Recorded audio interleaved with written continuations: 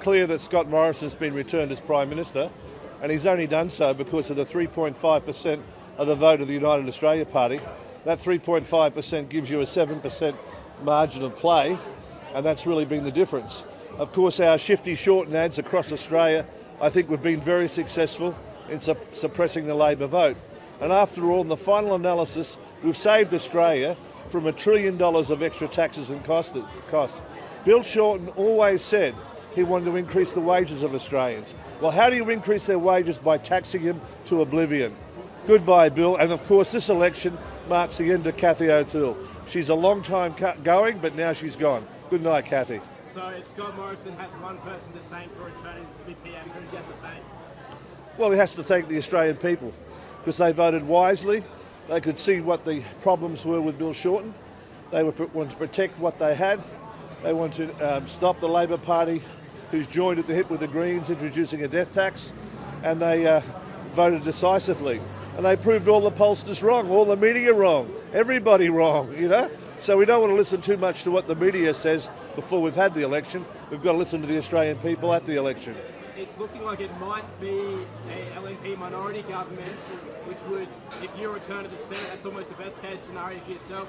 How are you looking, anything about that? Well, my calculations is it won't be a minority government. I don't think Labor will win any seats in Western Australia, and the coalition may take one from them.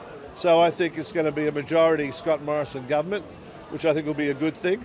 And I think Australia will be better off for it. And we've got to make sure that we don't and protect ourselves against this high-taxing Labor Party. Just keeps on wanting to take your money. You know, the government doesn't have any money. It all comes from you. It's your money. Bill Shorten and Labor don't mind spending your money, but, you know, you're the best person that can spend your money. All right, on to yourself. Your advertising campaign estimates put it well north of $50 million. Do you think you'll return to the Senate? What will you do when you're there?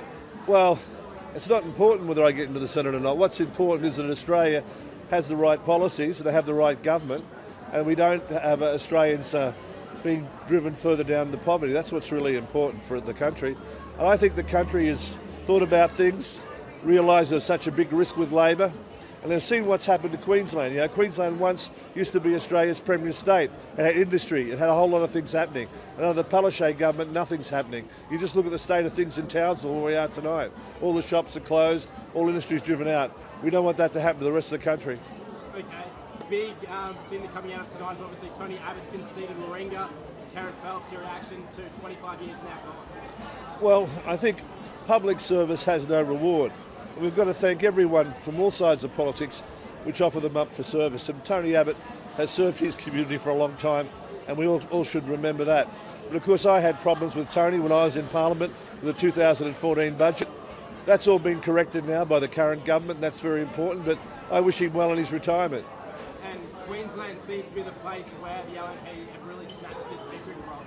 Why do you think that has happened so much in this state? Well, I think people have tasted firsthand the Palaszczuk government.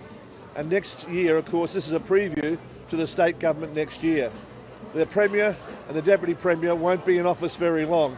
There'll be a tide of blues sweeping this state, and they'll be swept to oblivion with Cathy O'Toole. God bless Australia.